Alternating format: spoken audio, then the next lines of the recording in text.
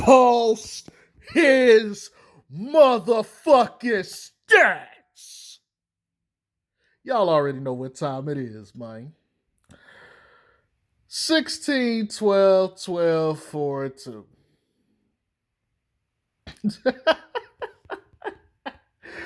But they lost the game. I'm not even sure how many turnovers they got. It's in the 20s. That's the reason they lost this game. I don't want to hear about the other shit at the end of the game. They lost this game because of turnovers, okay? Let's just go ahead and get this out the way. If the Pelicans take care of the ball, they win. But as you saw, everybody handles was suspect as fuck tonight. In particular, Zion Williamson.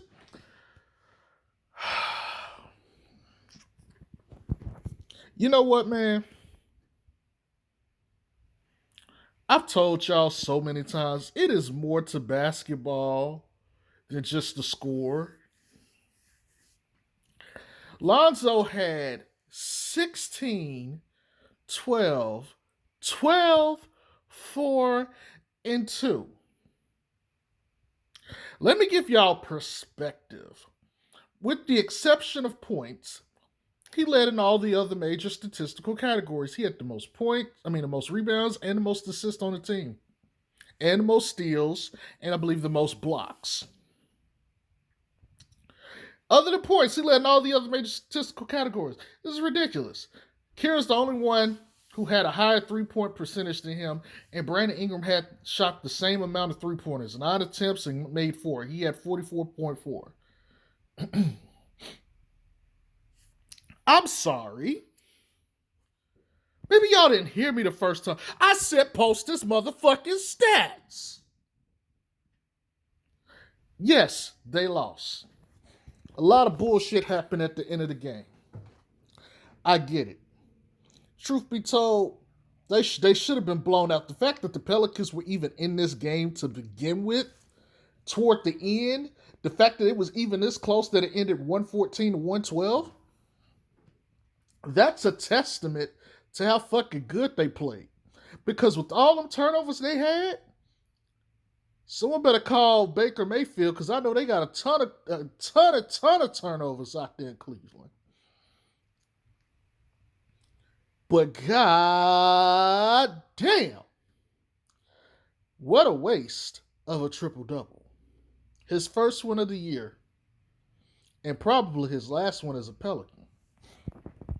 But let's talk about this, right? There's a couple points that I want to bring up. Let me go ahead and shout out Sir David Grubb. I believe he works with the Bird Rights. You guys can correct me if I'm wrong, but he posted some interesting things after the game. Lonzo had 12 rebounds. All the other starters combined, I believe, had 13. They managed one more rebound than Lonzo did. Yes, that includes Zion and Steven Adams. And the bench had 17. But Lonzo got 12 by himself. Crazy how that shit worked, right? You know what? I'm going to try to do some real quick math in my head. So let's see. That's 17 and 12. That's 29. And 13, that's what, 42? So 12 of the 42 belong to Zoe. Let's divide by 2 here. Because if we all went to school and got our education, you can reduce the fractions by a common number. This number is 2. So that makes this 6 of 21. Wait a minute. Fractions again. We can reduce again. Let's reduce again. Let's reduce by 3. 2 of 7. 2 of 7. That is how much of the team's rebounding percentage-wise he got. 2 of 7. That's 29% of the team's rebounds were by Zoe. Over a fourth of the team's rebounds are by Zoe, y'all. Over a fourth. But wait a minute. Wait a minute. It gets worse.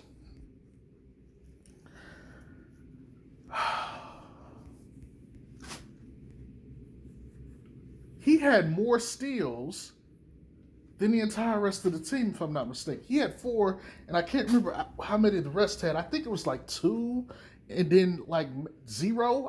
I can't remember what the specifics were, but he had more steals than the rest of them. But here's the other kicker: he also had more blocks. He was literally stuffing the fucking stat sheet. He stuffed the fucking stat sheet. Just giving you everything. Look, I call him the toolbox for a reason, people. I'll be telling y'all this. It's funny how this shit play out. It's funny how this shit play out. The niggas sit there, organize the offense, they start getting good shot selections.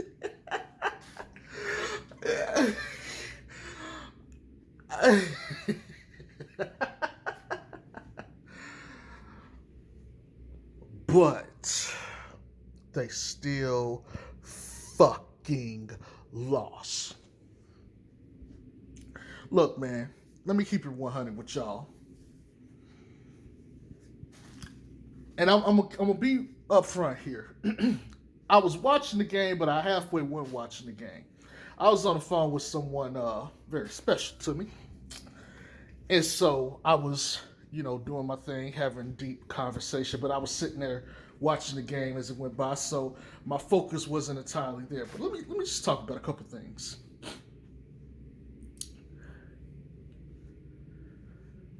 Steven Adams, I don't think he played the entire second half. I'm trying to remember actually seeing him. I know he didn't start the second half.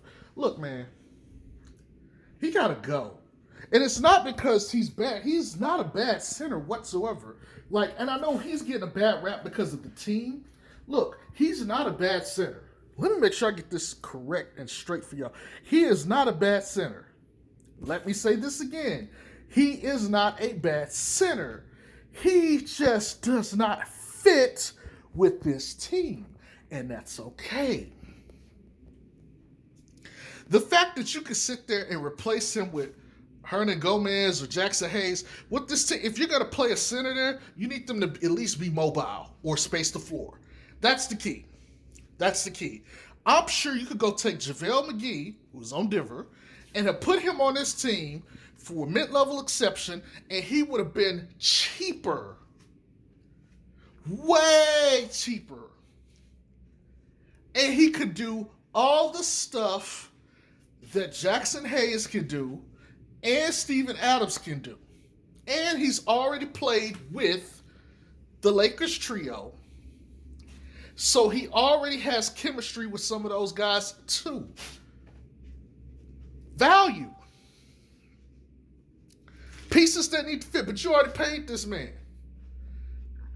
And then y'all gonna talk about, well, Lonzo can't get re-signed because, which is true. But whose fault is that? Is it Lonzo's fault? No, it's the front office fault. Bledsoe, if I'm not mistaken, gave us like 14 points or something like that. I could be wrong, might be a little bit more. But kudos to him. Kudos for him. He was sitting there giving you 14 points. That's all you can really ask for Bledsoe, okay? Brandon Ingram, if I'm not mistaken, had KD's career average for his stat line tonight. Yes, I know KD's career average by heart because I've studied the brother. KD's career average is 27, 7, and 5. 27, 7, and 5. Reason I know this because I spent a lot of my time comparing him versus LeBron because I'm a fan and I believe KD is the best player in the world, and I don't even think it's close. I don't think it's freaking close. And I know there's a lot of people who are fans of LeBron. Screw you.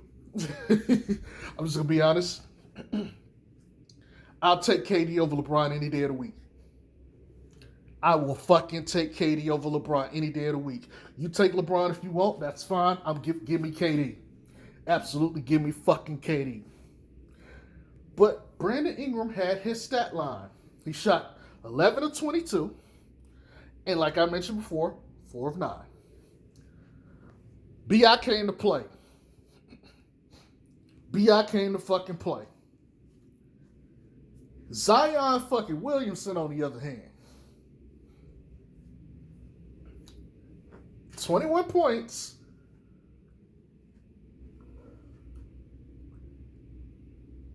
Wait. Am I being deceived? What? Oh, wait a minute. He has no rebounds this entire game? Not one? But he got 2 assists. Wait a minute. Point Zion. You know what? You know what I've realized, guys? They haven't been going point Zion as much recently. I wonder why that is. No, really, I wonder why that is. Because I'm not going to sit here and say they're going point zone. I mean, they are letting him run the offense a little bit more, especially in the late game. But I don't know why Zion isn't point guarding as much as he was prior to, Zoe being back. This is interesting. But for all this hype, how is Zion giving you... He get what he did. Let me tell you about Zion's stat line. I'm not going to get into the points, necessarily as far as like field goal percentage shooting, because I don't care. He basically gave you what a 3-and-D player would give you if he hit like 7 threes. Lonzo was 5 points shorter than him, but literally destroyed him in every other fucking category, bro. At least B.I. could say, I put up 7 and 5. I was right there with you, bro. I was right there with you. And he got plenty more points.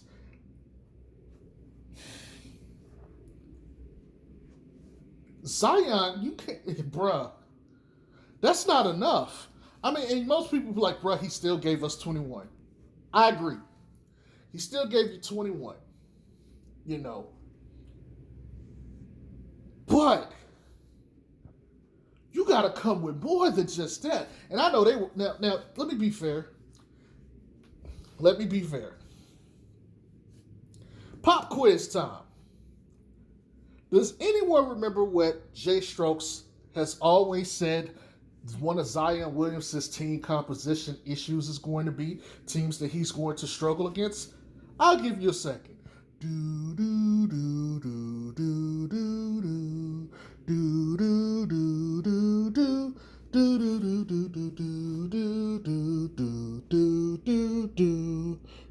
do do do do do. Time's up. Teams with huge front courts will always be a problem for Zion. Now, people are going to say, he puts up 57%. First of all, let's do some logic here. Because I had a dumbass one day decide to try to use this against me, and he just should prove that he was a stupido. Okay? If Zion's, for the year is putting up 61%, and he's playing front courts and they're knocking him down to like 51%. I have a question. Would you take the 61 or the 51? Is the 51 indicative of the job that was done on defense? Yes or no? See, this is where people and their stats get on my fucking nerves. Well, 51% is still good. Nobody said it wasn't good. I'll take 50% any day, or 51%. The point is, if a team can come together and make that player less effective on the defensive end, if you drop 10%, guess what? They played defense on you effectively and it worked.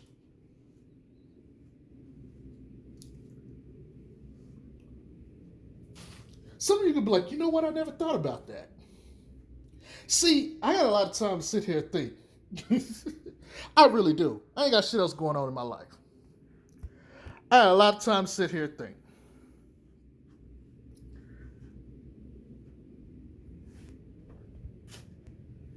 Zion got to do better than that. I'm not asking for much. Just 4-4. That alone could have made a huge difference. 2 more assists. Less turnovers. I mean, am I asking for too much? Let me know.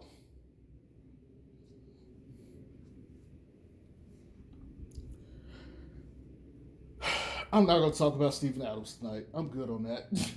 I'm not even going to talk about most of the bench. I'm good on that too. Look, man.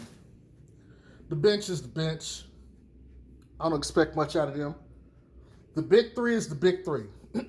If there were any questions about whether they're the big three, I don't want to hear it. They've answered that to me. There's no doubt that that's a trio. And they're a God level trio when they're playing on the same level. Because they've been coming with it. Like the last couple games, they have been coming fucking with it. They have brought it. All 3 of them. Hell, even Bledsoe has been playing surprisingly well. I can't even complain. It's really just the center and the bench. That's really all it is, the center and the bench. Can't get their act together.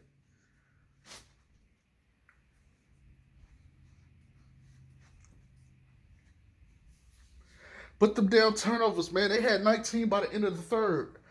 I know they broke 20. I know they broke 20. I don't remember how many. I don't give a damn. You're not supposed to win when you have over 20 turnovers. I'm sorry.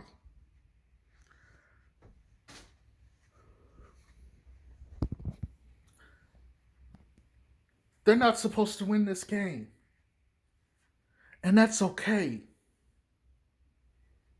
The refs didn't cost them this win. They cost themselves this win. Take care of the fucking ball. It's not rocket science.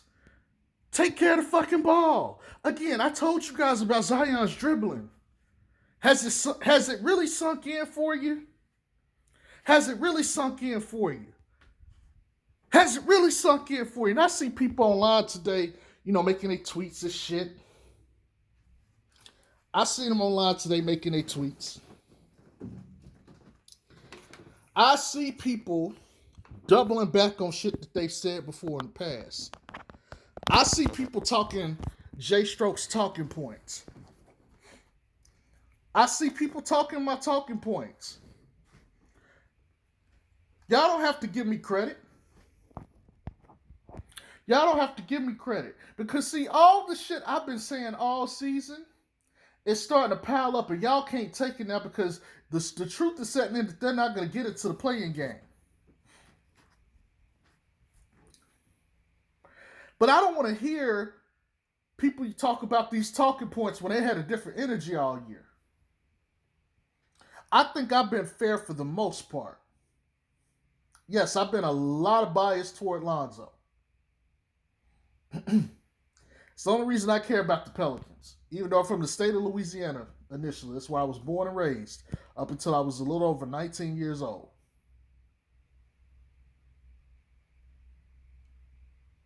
Hell, I think I'm even still considered a resident of Louisiana in some cases, some instances.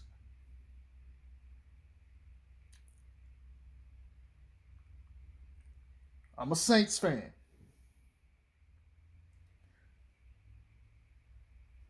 Even though I'm a Mavs fan, my favorite team to watch has my favorite player on it right now, Lonzo Ball. But I'm just saying, man, I've been wrong a couple times on some things this year. I sure have. But 9 times out of 10, I've been right. More often than not, I've been right.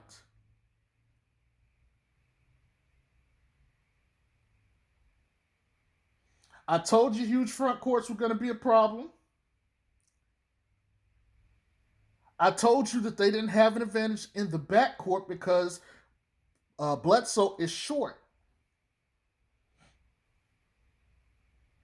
The whole point of having Lonzo be 6'6" is so you can get a shooting guard by him that's like 6'6", 6'8", and they oversize in the backcourt. And then they have a advantage against most of the league because most of the league don't have that kind of size. That's the whole point. Having Drew back there last year, Drew could basically guard either position.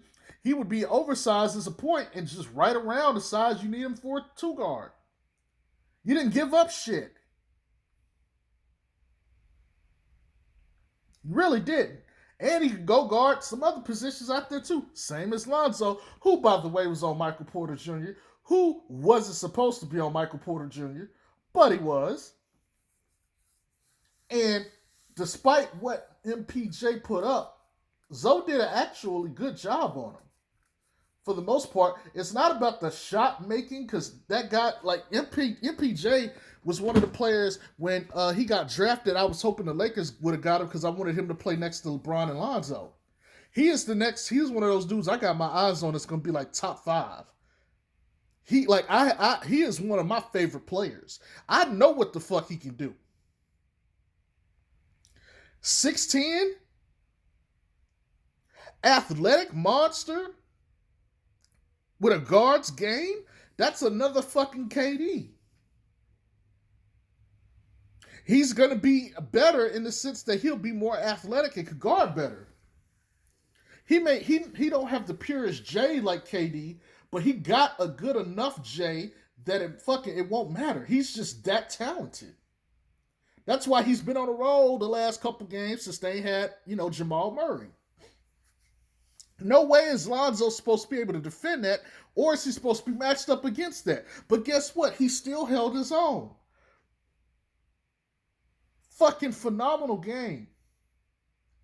Actually, let me not say phenomenal game. Zoe actually used the full array of the toolbox as far as the offense. He took plenty of threes. He got some layups, especially in transition, and he got that little step back mid range. It looks like, which is better than what he was doing because we had games for a while where Lonzo wasn't even moving. Guy was just sitting back there. Let me just put up like fucking 10 threes and call it a day. That man got that paint action going right now, so I got to give him credit for that. But some of these people still sucking off Zion and B.I., and I've been telling y'all what it is. And I'm not going to sit here and pretend like they just play phenomenal defense. But yet, I don't expect them to play phenomenal defense the entire game. Look, the Denver Nuggets have some otherworld talent that should not exist, but exists. The Joker is one of one.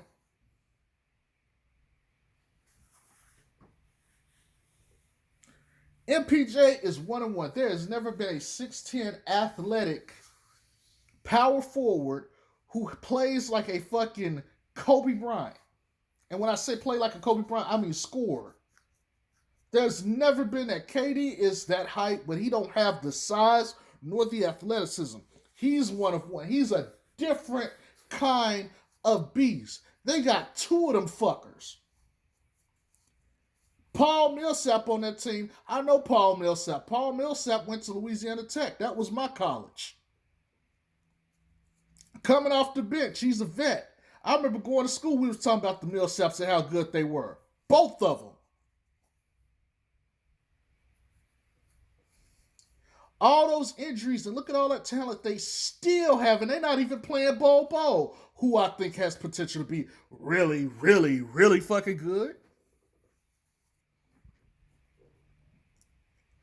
They shouldn't have won this game anyway, just based off of who that team is. But the fact that they even got that close with all those turnovers, I got to tip my hats off to the Pelicans tonight. They did a fucking good-ass job.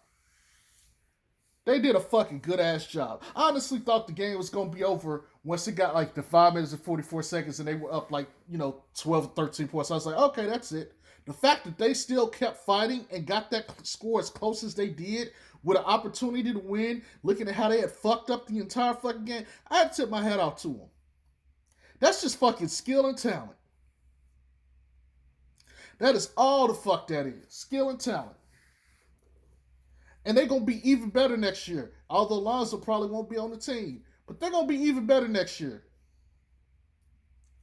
Individually and together. Oh, and the Pelicans are still missing some guys too. Looks at you, Nickeil Alexander-Walker, whom they miss a lot. And I told you guys I was high on Nickeil Alexander-Walker before the season started. I'm still high on him. Josh Hart looks at you.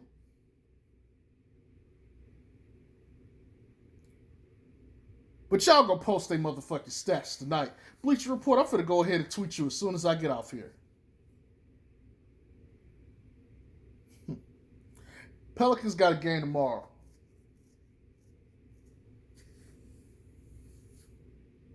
Good luck with that shit. Good luck.